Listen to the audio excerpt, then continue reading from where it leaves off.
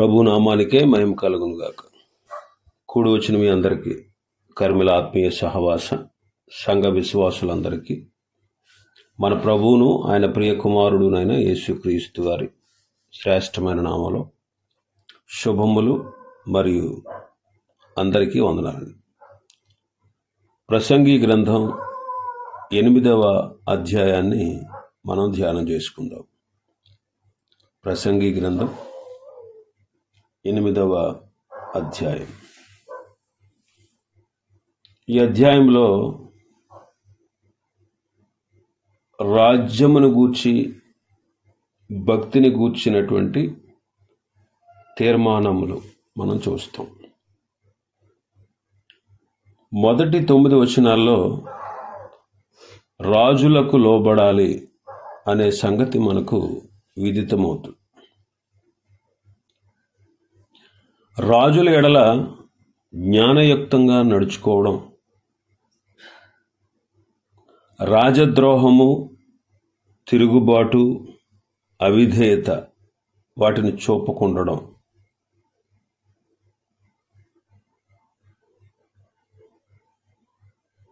ఈ అధ్యాయంలో మనం చూడవచ్చు. తన జ్ఞానము తనకు నేర్పించిన సంగతులే సొలొమోను ఈ అధ్యాయంలో చెబుతా ఉన్నారు. మొదటి వచనం, జ్ఞానులతో సములైన వారెవరు? జరుగు వాటి భావమును ఎరిగిన వారెవరు? మనుష్యుల జ్ఞానము వారి ముఖమునకు తేజస్సునిచ్చును, దాని వలన వారి మోటుతనము మార్చబడును. మనుష్యుల జ్ఞానము వాని ముఖమునకు తేజస్సునిచ్చును, దాని వలన వాని మోటుతనము మార్చబడును అంటారు. సామెతల గ్రంథం 4వ అధ్యాయం 7వ వచనం, జ్ఞానము సంపాదించుకొనుటయే జ్ఞానమునకు ముఖ్య అంశము, నీ సంపాదన అంతయు ఇచ్చి బుద్ధి సంపాదించుకును, దానిని గొప్ప చేసిన ఎడల అది నిన్ను హెచ్చించును, దాన్ని కౌగిలించిన ఎడల అది నీకు ఘనత తెచ్చును, అది నీ తలకు అందమైన మాలిక కట్టును, ప్రకాశమానమైన కిరీటమును నీకు దయచేయును. మన సంపాదన అంతా ఇచ్చి జ్ఞానాన్ని సంపాదించుకోవాలి, బుద్ధిని సంపాదించుకోవాలి. ఎప్పుడైతే జ్ఞానాన్ని గొప్ప చేస్తామో అది మనల్ని హెచ్చిస్తుంది, అది మనకు ఘనతనిస్తుంది, తలపై కిరీటాన్ని ధరింపచేసేటట్లు చేస్తుంది. నిర్గమకాండం 34వ అధ్యాయం 29-30 వచనాలు మనం చూస్తే, మోషే సీనాయి కొండ మీద నుంచి దిగి వస్తూ ఉన్నప్పుడు దేవుడిచ్చిన శాసనములు గల 2 పలకలు మోషే చేతిలో ఉన్నాయి. అతడు ఆ కొండ దిగుచూ ఉండగా దేవునితో అతడు మాట్లాడుచున్నప్పుడు అతని ముఖ చర్మము ప్రకాశించిన సంగతి మోషేకు తెలిసి ఉండలేదు. అహరోను ఇశ్రాయేలు అందరూ మోషేను చూచినప్పుడు అతని ముఖ చర్మము ప్రకాశించెను కనుక వారు మోషేను సమీపించడానికి భయపడ్డారు అని ఉంది. ఇక్కడ దేవుని గూర్చిన జ్ఞానాన్ని దేవుని సన్నిధిలో ఉండి సంపాదించుకున్నటువంటి మోషే ముఖం ప్రకాశించింది. అపొస్తలుల కార్యములు 6వ అధ్యాయం ఆఖరి వచనం చదివితే 15వ వచనం, స్టెఫను సభికులతో మాట్లాడుతూ ఉన్నప్పుడు సభలో కూర్చున్న వారందరూ కూడా స్టెఫను యొక్క ముఖం వైపు తేరి చూస్తే అతని ముఖము దేవదూత ముఖం వలె వారికి కనబడింది. దేవదూత ముఖం వల్లే వారికి కనబడింది.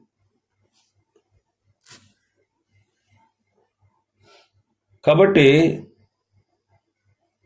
మనం గ్రహించాల్సిన సంగతి ఏంటంటే, జ్ఞానాన్ని మనం సంపాదించుకోవాలి. జ్ఞానాన్ని మన సంపాదన అంతా ఇచ్చి సంపాదించుకోవాలి. అది మనల్ని గొప్ప చేస్తుంది, హెచ్చిస్తుంది, తలకు సొగసైన మాలిక కడుతుంది, కిరీటాన్ని ధరింపచేస్తుంది. కాబట్టి ఈ లోక జ్ఞానమే మోటుతనాన్ని మారిస్తే, దైవిక జ్ఞానం మనకు అత్యున్నతమైనటువంటి స్థితిని కలగజేస్తుంది. అత్యున్నతమైనటువంటి స్థితిని కలగజేస్తుంది. సామెతల గ్రంథం 21:29. భక్తిహీనుడు తన ముఖమును మార్చుకుంటాడు, యథార్థవంతుడు తన ప్రవర్తన చక్కబరుచుకుంటాడు.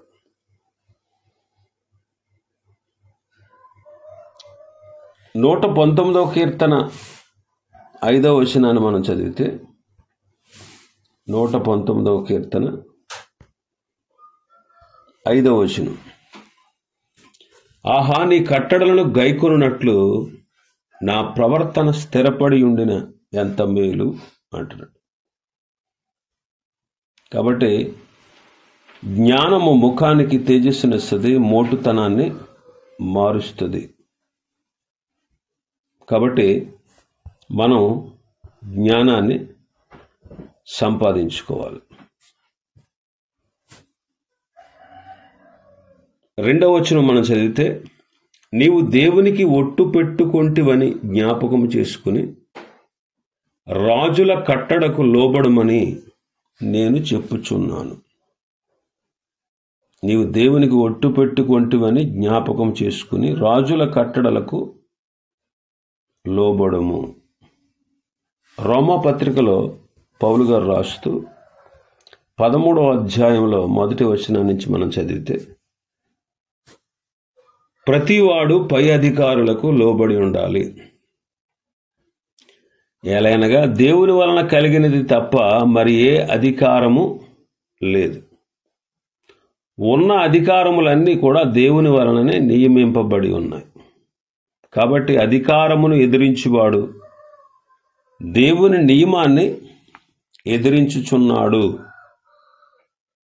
తన మీదకి తానే శిక్ష తెచ్చుకుంటాడు. ఎందుకంటే ప్రభుత్వం చేసేవారు చెడ్డ కార్యములకే గాని మంచి కార్యములకు భయంకరులు కారు. కాబట్టి నీకు మేలు కలుగుటకు అధికారులు దేవుని పరిచారకులు. వారికి భయపడక ఊరు ఉండగోరితివా? మేలు చేయి, అప్పుడు వారి చేత మెప్పు పొందుతావు. నీవు చెడ్డది చేసిన ఎడల భయపడము, వారు ఊరకనే ఖడ్గము ధరింపరు. కీడు చేయు వారి మీద ఆగ్రహము చూపుటకై వారు ప్రతీకారము చేయు దేవుని పరిచారకులు. కాబట్టి ఆగ్రహ భయమును బట్టి మాత్రము కాక మనస్సాక్షిని బట్టి లోబడి ఉండుట ఆవశ్యకము. ఎలయనగా వారు దేవుని సేవకులై ఉండి ఎల్లప్పుడూ ఈ సేవ యందే పని కలిగి ఉందురు. ఇందుకే కదా మీరు పన్ను కూడా చెల్లించుచున్నారు. కాబట్టి ఎవనికి పన్నో వానికి పన్నును, ఎవనికి సుంకమో వానికి సుంకమును చెల్లించుడి. ఎవని ఎడల భయముండవలనో వాని ఎడల భయమును, ఎవని ఎడల సన్మానం ఉండవలనో వాడి ఎడల సన్మానమును కలిగి ఉండి అందరికీ వారి వారి రుణములను తీర్చుడి. కాబట్టి అధికారులకు లోబడి ఉండాలి, రాజుల కట్టడలకు లోబడి ఉండాలి. తీతు పత్రిక 3వ అధ్యాయం 1వ వచనం, అధిపతులకును అధికారులకును లోబడి విధేయులుగా ఉండవలెను అని వారికి జ్ఞాపకం చేయుము అంటాడు. పేతురు మొదటి పత్రిక 2వ అధ్యాయం, పేతురు మొదటి పత్రిక 2వ అధ్యాయం 13-14 వచనాలు చూస్తే, మనుషులు నియమించు ప్రతి కట్టడకును ప్రభు నిమిత్తమై లోబడి ఉండుడి. రాజు అందరికీ అధిపతి అనియు, నాయకులు దుర్మార్గులకు ప్రతిదండన చేయుటకు సన్మార్గులకు మెప్పు కలుగజేయుటకు రాజు వలన పంపబడిన వారనియు వారికి లోబడి ఉండుడి. కాబట్టి దేవుడు నియమించిన పాలకుల పట్ల విధేయత గనక చూపించకపోతే మనం ఖచ్చితంగా చిక్కుల్లో పడతాము అనేటువంటి జ్ఞానాన్ని భక్తుడు మనకు తెలియపరుస్తున్నాడు. కాబట్టి దేవుడు నియమించిన పాలకుల పట్ల విధేయత చూపాలి. ఈ విషయం జ్ఞానం ఉన్న వారికి తెలుస్తుంది. ఇంకా మన భాగంలోకి వస్తే మూడవ వచనం. రాజుల సముఖము నుండి అనాలోచనగా వెళ్ళకము, వారు తాము కోరినదెల్లా నెరవేర్చుదురు గనుక దుష్కార్యములో పాలు పుచ్చుకొనకుము. రాజుల సముఖము నుండి అనాలోచనగా వెళ్ళకూడదు. వారు తాము కోరినదెల్లా నెరవేర్చగల సమర్థులు. కాబట్టి దుష్కార్యాల్లో మనం పాలుపుచ్చుకోకూడదు.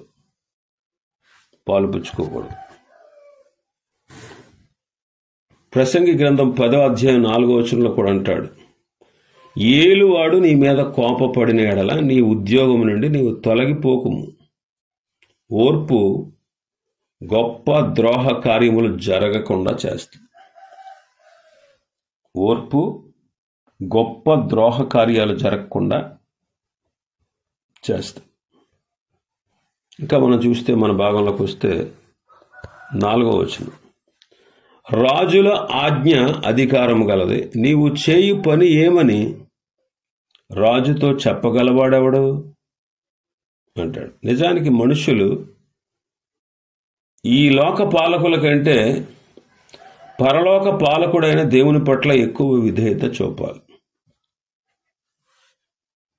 ఈ లోక పాలకుల కంటే కూడా ఎక్కువగా, అంటే ఈ లోక పాలకులకు లోబడకూడదని కాదు, వీళ్ళకు లోబడాలి. వీళ్ళకంటే కూడా మన పరలోక పాలకుడైనటువంటి దేవుని పట్ల మనం ఎక్కువ విధేయత చూపాలి. యోబు గ్రంథం 9వ అధ్యాయం 12వ వచనాన్ని మనం చదివితే, ఆయన పట్టుకొని పోగా ఆయనను అడ్డగింపగలవాడెవడు? నీవేమి చేయుచున్నావని ఆయనను అడుగదగిన వాడెవడు? ప్రభువుని ఎవరు అడగలేరు. దానియేలు గ్రంథం 4వ అధ్యాయం 35వ వచనం. భూనివాసులందరూ ఆయన దృష్టికి ఎన్నికకు రానివారు. ఆయన పరలోక సేన ఎడలను, భూనివాసుల ఎడలను తన చిత్తము చొప్పున జరిగించువాడు. ఆయన చేయి పట్టుకుని నీవేమి చేయుచున్నావని ఆయనతో చెప్పుటకు ఎవడును సమర్థుడు కాడు. ఆయన చేయి పట్టుకుని ఏంటి నువ్వు చేసేది అని అడగడానికి ఎవ్వడు సమర్థుడు కాడు. లోకపాలకులు దేవుని ఆజ్ఞలకు విరుద్ధంగా ఆజ్ఞ ఇస్తే వారిని త్రోసిపుచ్చడానికి, వారి మాట త్రోసిపుచ్చడానికి మనకు స్వేచ్ఛ ఉంది. అందుకే అపోస్తలుల కార్యములు 4వ అధ్యాయంలో 18వ వచనం నుంచి చూస్తే, అప్పుడు వారిని పిలిపించి మీరు యేసు నామమును బట్టి ఎంత మాత్రము మాట్లాడకూడదు, బోధింపకూడదు అని వారికి ఆజ్ఞాపించిరి. అందుకు పేతురు యోహానును వారిని చూచి, దేవుని మాట వినుట కంటే మీ మాట వినుట దేవుని దృష్టికి న్యాయమా? మీరే చెప్పుడి. మేము కన్న వాటిని విన్న వాటిని చెప్పక ఉండలేమని వారికి ఉత్తరమిచ్చిరి. ఈ లోక పాలకులు దేవుని ఆజ్ఞకు విరుద్ధమైన ఆజ్ఞ ఇస్తే వారి మాట త్రోసిపుచ్చవచ్చు. మనకు ఆ స్వేచ్ఛ ఉంది. ఇక్కడ వాళ్ళు ప్రకటించవద్దు, యేసు నామాన్ని బట్టి మీరు ఎంత మాత్రం మాట్లాడకూడదు, బోధించకూడదని ఆజ్ఞాపిస్తే మేము కన్న వాటిని విన్న వాటికి చెప్పక ఉండలేము అని వారికి ఉత్తరం ఇచ్చారు. 5వ అధ్యాయం 29వ వచనం. అపోస్తలుల కార్యములు 5వ అధ్యాయం 29.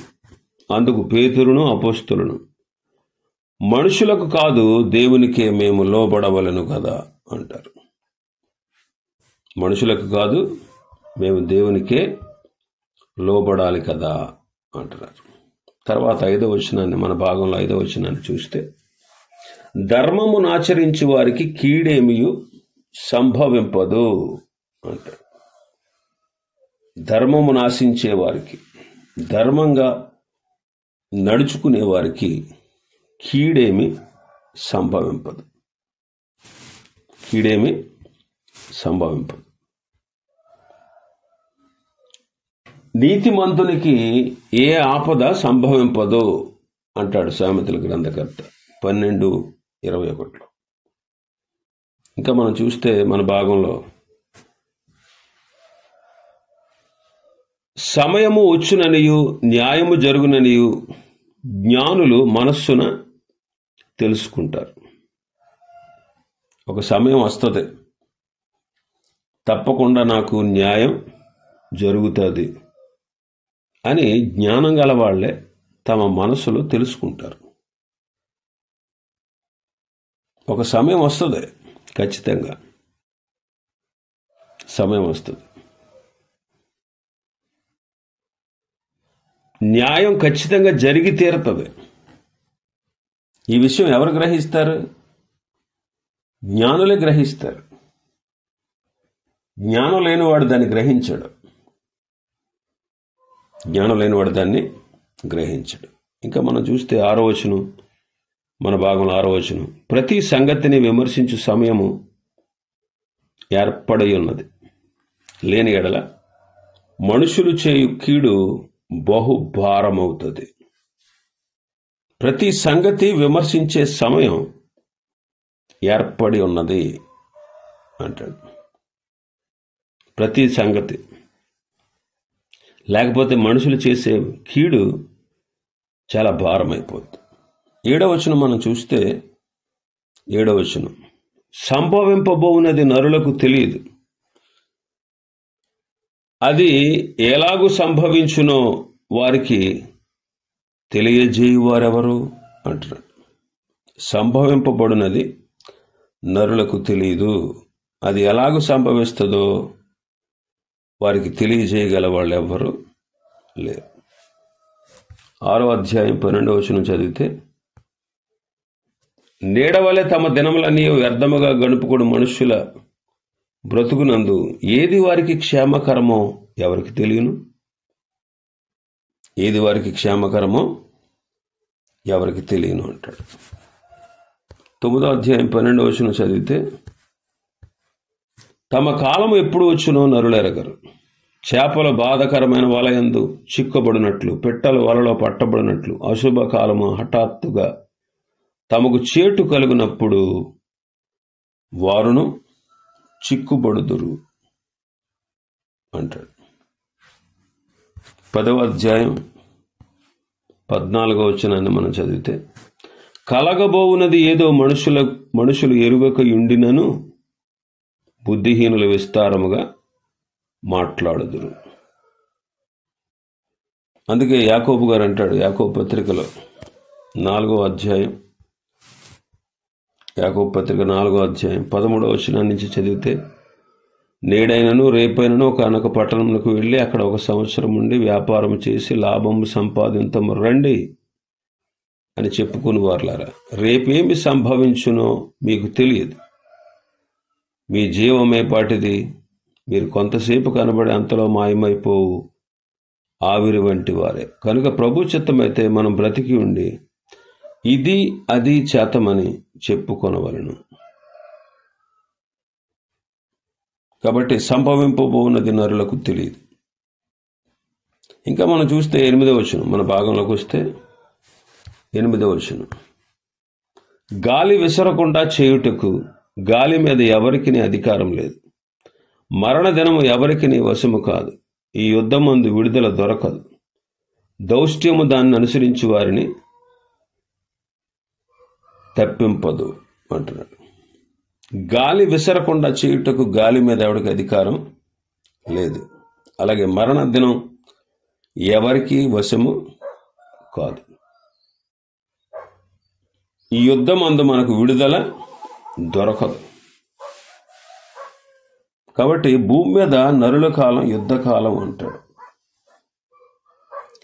భూమిపై యుద్ధము ఆగకుండా జరుగుతూ ఉంటుంది. అది మంచి చెడుల మధ్య జరుగుతుంది. ఈ లోకంలో మనం నిలిచి ఉన్నంత కాలం ఆత్మ సంబంధమైన ఈ యుద్ధ రంగంలో ఉన్నాము అంటాడు పౌలు గారు. ఎఫెసీ పత్రిక 6వ అధ్యాయం 10వ వచనం నుంచి మనం చూస్తే, తుదకు ప్రభు యొక్క మహాశక్తిని బట్టి ఆయన యందు బలవంతులై ఉండుడి. మీరు అపవాది తంత్రములను ఎదిరించుటకు శక్తిమంతులగినట్లు దేవుడిచ్చు సర్వాంగ కవచమును ధరించుకుని. ఎలైనగా మనం పోరాడున్నది శరీరులతో కాదు, గాని ప్రధానులతోనూ అధికారులతోనూ ప్రస్తుత అంధకార సంబంధులకు లోకనాథులతోనూ ఆకాశ మండలమందున్న దురాత్మల సమూహములతోనూ పోరాడుచున్నాం. అందుచేతను మీరు ఆపద్దినమందు వారిని ఎదిరించుటకు సమస్తము నెరవేర్చిన వారే నిలవబట్టుకును శక్తిమంతులగునట్లు దేవుడిచ్చు సర్వాంగ కవచమును ధరించుకునుడి. ఎలైనగా మీ నడుమునకు సత్యమును దట్టి కట్టుకుని నీతి అను మైమరువు తొడుక్కుని పాదములకు సమాధాన శుభార్త వలనైన సిద్ధ మనస్సును జోడు తొడుక్కుని నిలువబడుడి.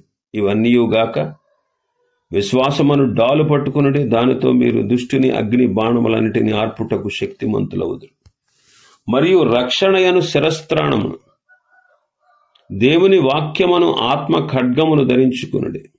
ఆత్మ వలన ప్రతి సమయమునందును ప్రతి విధమైన ప్రార్థనను విజ్ఞాపనము చేయుచు ఆ విషయమై సమస్త పరిశుద్ధుల నిమిత్తము పూర్ణమైన పట్టుదలతో విజ్ఞాపన చేయుచు మెలకువగా ఉండుడి.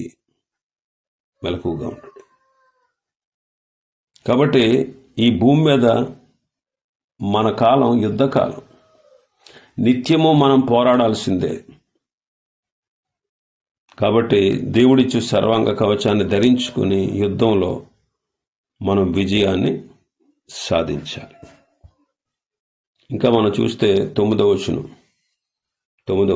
మన భాగంలోకి వస్తే, సూర్యుని క్రింద జరుగు ప్రతి పనిని గూర్చి నేను మనసిచ్చి యోచన చేయుచుండగా ఇదంతా నాకు తెలుసును. మరియు ఒకడు మరి ఒకని పైన అధికారి అయి తనకు హాని తెచ్చుకొనుట కలదు అంటాడు.